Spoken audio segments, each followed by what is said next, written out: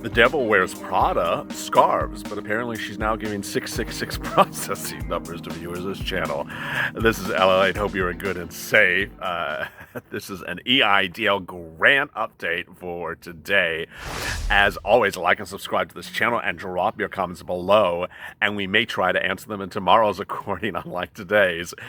And please hit that bell on the front of this channel so you get an alert every time you see the number 666 appear in your side gig application for EIDL grant.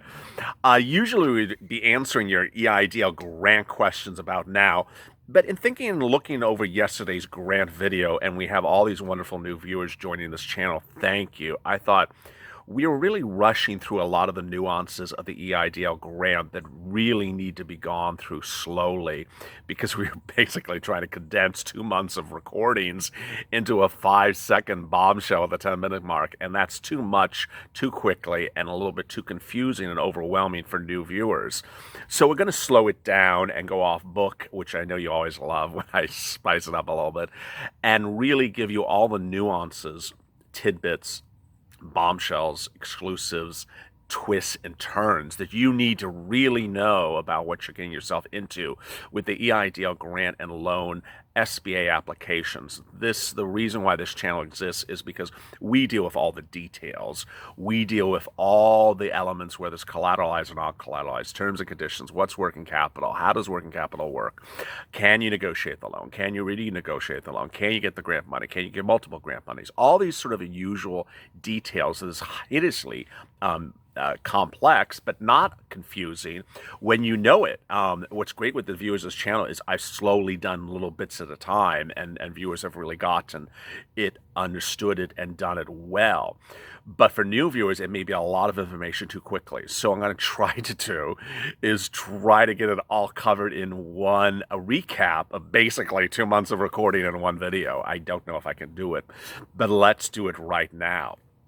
First, when you apply, I'm going to go back in time, as I guess this is sort of the modus of operandi. The reason why this channel picked up and got speed early on when it launched in April 25th was we realized that people had made mistakes in their EIDL applications. Now that some of you have applied for the EIDL grant this week or maybe in May, just very recently, there may be errors on your application. And those errors may ultimately impede your ability to get grant or loan money. So I want to go over with you where the common errors are. So we're first dealing with the application process itself. I want to make sure you got it right. And for returning OG viewers, this is important as well. You don't want to make a mistake. The Streamline application really calls for a series of different type of applicants, but it's really basically 2 types of viewers. You're either 1, a business, 500 employees or less, or 2, you're a sole practitioner, a solo. And you need to fill those out correctly, because doing them incorrectly, as we learned back in April, will get your application either denied or off the tracks or in a real bad situation. So this is the way you should have done it when you applied, whenever you applied, if it was a May or June, or if you're a March or June April applicant, you just find this channel. These are the ways you had to do it and the ways you should not have done it. So if you applied as a solo, you had to put your personal name, your personal social security number, and your personal banking account. All those things need to be correct. It can't be anything other than that. So it can't be your husband's banking account, because they will see an error. Can't be your husband's social security number. Can't be your name and your EIN. You can't mess things up. So your name, your social security number, and your personal banking account. Now, if you applied as a business, then it's the business name, the business EIN, and the business banking account. Checking or savings, doesn't make a difference. What's important here is, when I say business, I mean incorporation, and I mean LLC or LP or something like that. It has to be really exact to the spelling, to the period, to the punctuation, to the capitalization. Things like that deny applications. I'll tell you why. If your business is Haircuts Incorporated spelled out and you fill out the Streamline application as Inc., INC, sometimes these computer systems don't recognize the difference. So it has to be exactly correct. What is correct? The way you incorporate it with the Secretary of State. So you should have the exact spelling, the exact punctuation, and the exact phrasing. So if you have a comma in there, if you have a period, if you have capitals, do it exactly right. Next, don't make a mistake on the EIN. Make sure it's correct. Third, this is a big one. People don't always realize it. Make sure the routing number is correct. Checking accounts do not have the same routing number as savings accounts. A lot of people think they do. They don't. They absolutely have different routing numbers. So make sure you have that correct. Last, it sounds obvious, but make sure the address is correct. The address should be consistent with what was on the last tax return. So when you filed a 2018 tax return, was your address for your business at 100 Main Street, North Hill? Well, if they get an application and it says 2020 Burberry Street, they're going to say, wait a second, this doesn't sound like the right person. I can't verify it. And I know you may have moved, but those type of things cause a lot of problems. They really do. Viewers always ask, how do they confirm the identity? They're computer systems that really cross-check things with Secretary of State information. It's all public cross-checking of computers. Someone asked if Dun & Bradstreet is the basis. No, it's basically that cross-checking. All right, so then when you go to the list of owners, make sure that's correct as well. It's asking for the owner's social security number, so don't put the wrong social security number. Don't put the wrong, name, because they'll find that as well, and then they'll get confused. These are computer systems that do these early items. People did not, when this channel launched in March, and we realized there were these errors, we told people about these errors. And what happened immediately was they said, oh, I made a mistake. So they immediately called SBA, and SBA confirmed all those errors and fixed them over the phone. So if you have an error, you're listening to me right now, and you're like, oh, goodness, I just started having an error. The guy with the tank top and the blue shirt told me I have an error. Call SBA and get it fixed. It has to be fixed. If it's not fixed, you're gonna get it off the rails. All right, so that's the application. Next, your credit score. If you did not watch our loan video earlier today, I'll drop in the links above. It has to be unlocked. New policy, SBA, it has to be unlocked. So credit scores need to be unlocked. They need to see it. They're going to run your personal credit. If you're new to this channel, sorry to break the news to you. They're going to run the credit, and viewers of this channel had 6 to 12 hard credit pulls with their credit scores dropping 100 points. Yeah. If this all sounds horrible and you're just sort of shocked and in awe, well, this is what this channel has been fixing for months. So I want you to go to SBA. I want you to go to Experian, as I told you before. Look at your credit score. Download it right now. See if there have been any hard pulls from SBA yet. If they haven't, I want you to note that, because if they deny you based upon bad credit, you might see a lot of hard pulls that cause the credit to drop. Third, if you didn't watch our loan video earlier today, I said get that credit score up. All right, so now you have your application on file, and it's done correctly. What happens after that? Well, for my OGs, my March, April applicants, you may still, there's a lot of new viewers who have joined this channel. I saw in the comments, there are new viewers who joined this channel just in the last 24 hours who are March 30th Vortex viewers. I mean, they're new March 30th Vortex. There are people who applied on March 30th, and they're literally just finding this channel now, and my God. So we have been fixing people who filed in these strange dates. The dates are strange, but they filed in these dates of March and April, and for some reason, these particular dates were never processed by SBA. We call them the Vortex. And I expect it to happen with May and June people again. I expect it to be the Vortex days. There's something that computers went wrong on those days, on those applications went, sideways and never got processed. So the way you get out of the Vortex, if you are OGs, is we've done all different ways. We said call SBA, email. the best way to get out of Vortex is to call your senator. So you need to contact both of your senators and your House of Representative member right away and say, hey, I applied in March and April. I haven't seen anything with this application. Get me out of this right away. And they will do it. They will get you out of it, and they will get you approved, and they will get you funded within 24 hours.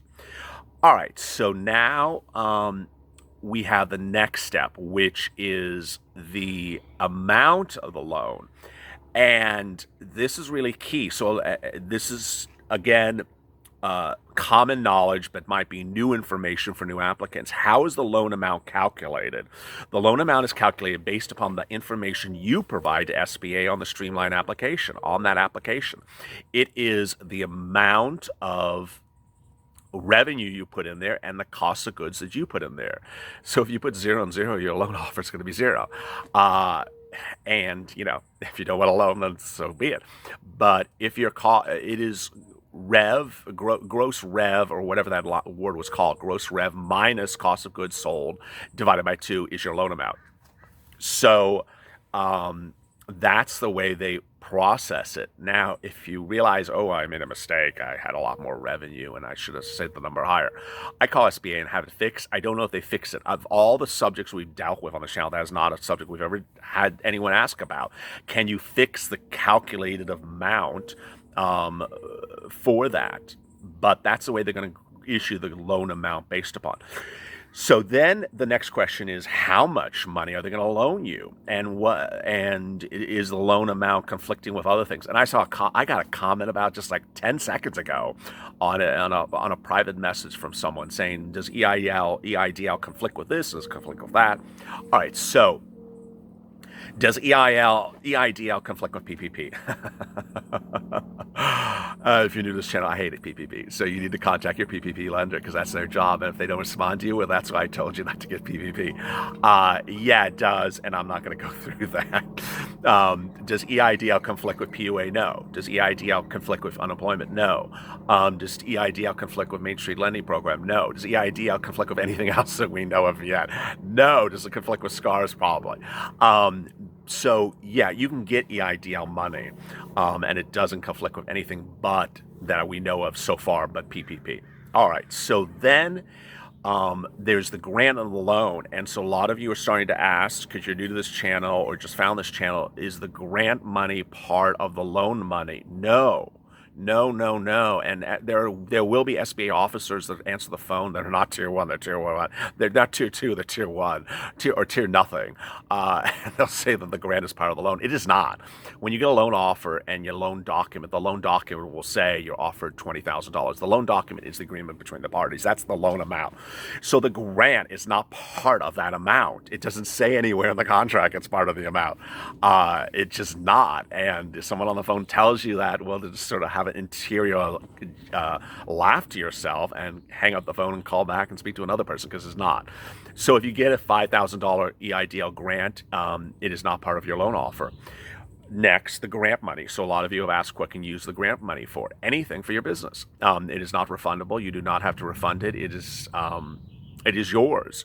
So you do not need to here's a side bit, not side chick, not side gig, but side bit.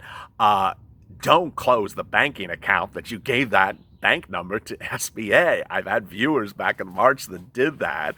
They're like, I forgot to I closed that banking account, and suddenly everything goes wrong.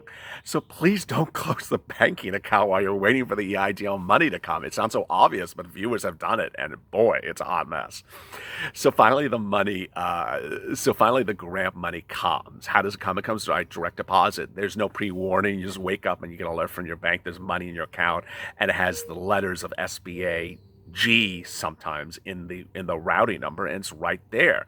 It's done, and that is yours. SBA often sends a lot of emails, and they don't make a lot of sense. They have nothing to do with stuff like we're processing, we're looking, we're processing. Just sort of ignore them, unless you get something that actually sends you a link to a portal. All right, so that's your grant money. The grant money is supposed to be advanced. It's supposed to come before your loan money. SBA has sort of just made a hot mess of it. For people who applied in March and April, some of the people got the grant money before the loan money. Oh, it's getting cold out here. And then others got nothing. And so what happened was Um, they got no grant money, and that to this day they got no grant money, and so they're now waiting to get the grant money after the loan is processed. So if you are new to this channel and you applied in March or April, two things either happened. Either you got grant money right off the bat, $1,000 per employee, or you got nothing. So of those who got the $1,000 per employee grant money in March or April, you are knocking the remainder of the $10,000. There are channels out there that'll continue to send you fairy tales, Alice in Wonderland storylands that you're going to get the remainder of the $10,000, and they feel and they think about it. It's just not going to happen. It's just not going to happen. And as one person so nicely comments in the videos of this channel, so stop asking the guy with the Miami Vice blue shirt and the white undershirt.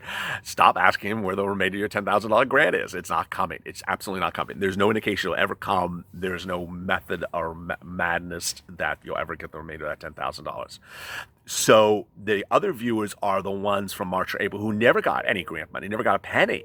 And so the way you're going to get the grant money is when your loan is processed. So either it is denied or it's approved. If it's denied, if your EIDL loan is denied from March or April, then you need to write a letter of reconsideration to the email address that's in the denial letter. You'll get a denial letter that said, hi, here's the email address to do a reconsideration. You need to write a letter, send it by email to the reconsideration email address, and in the letter say, I want to reconsider the denial of the loan, and I want my grant money, but say it in a nice way. And they will get you the grant money. More on that in a second. Second, if you get an EIDL loan offer, before you accept the loan offer, if you've already accepted it, then do the following as well. But before you accept the loan offer, call SBA and ask them, where's your grant money, when are you going to receive it, and how are you going to receive it? If you've already received your grant money, your loan money, but still haven't received your grant, you need to do the same thing as well.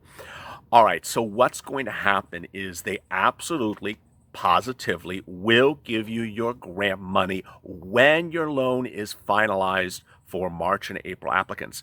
But you need to get that finalized. If it's not finalized, you're not getting a penny of grant money. So when you get that finalized, the grant money will come to you. How will it come to you?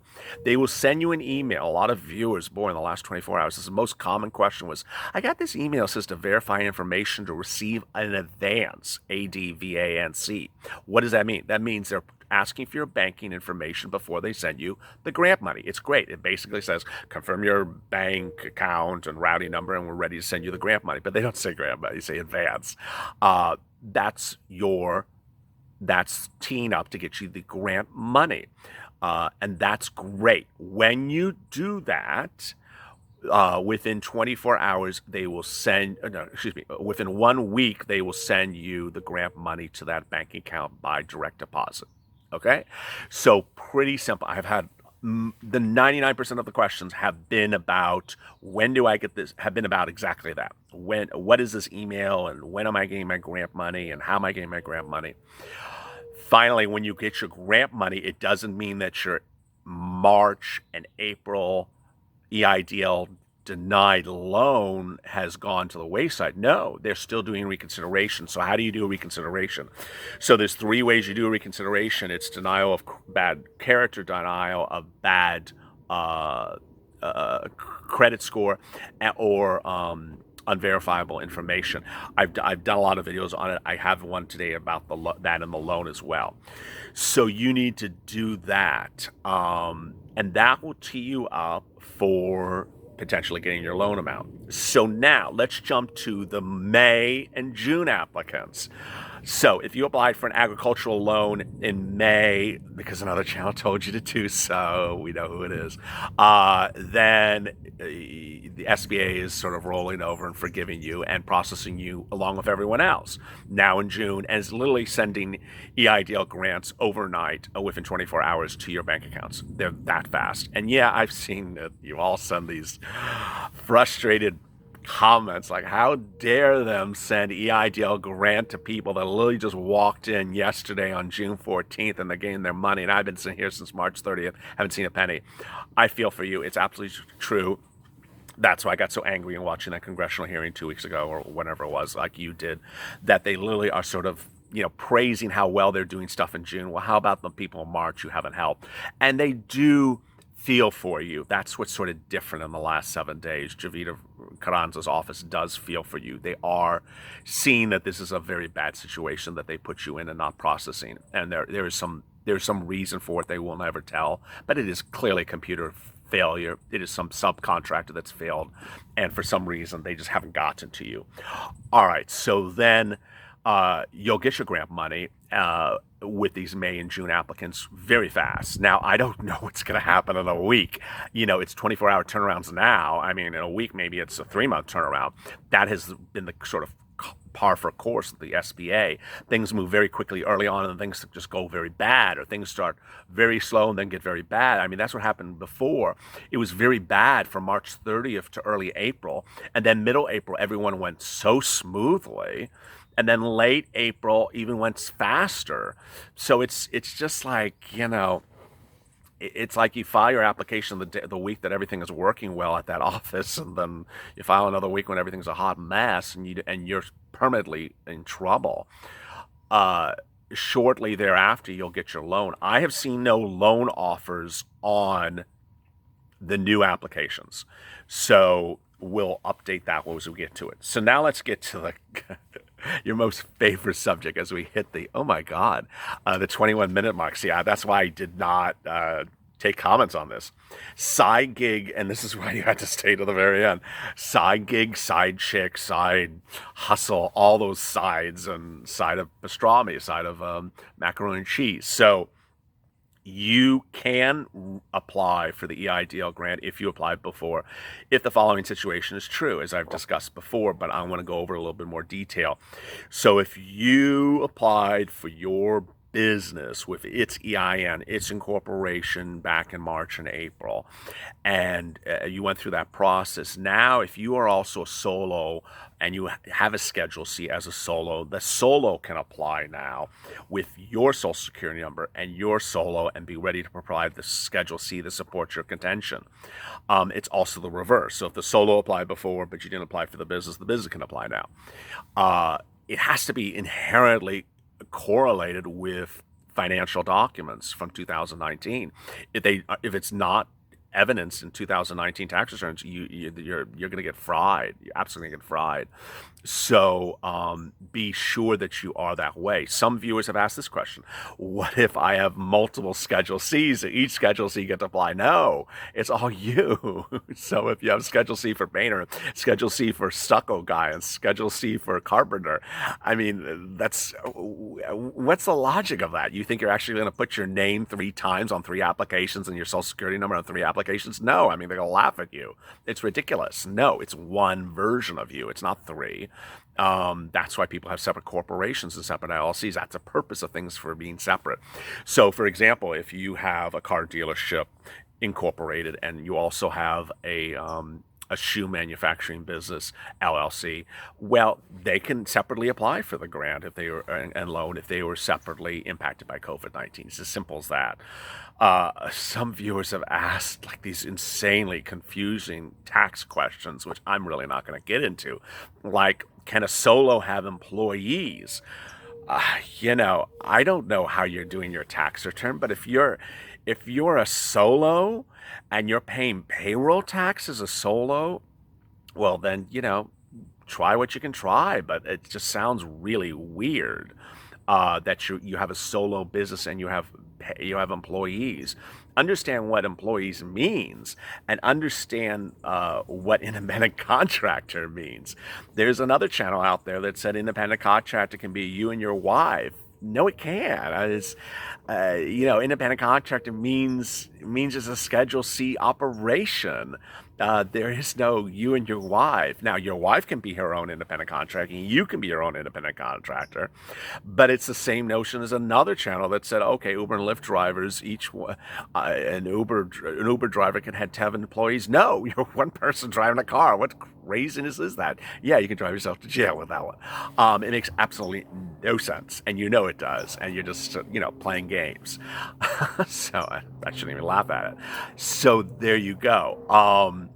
Those of you who want to sort of reapply because something went wrong and the first application can't do that, they're going to see it and bounce it. So if you went through the first application in March or April for whatever entity you did and something went wrong, you went for the loan, you got denied the loan, you said, I'm going to try it again. No, I mean, you can't.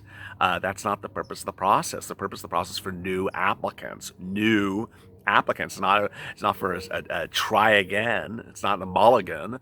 It's not SBA mulligan operations.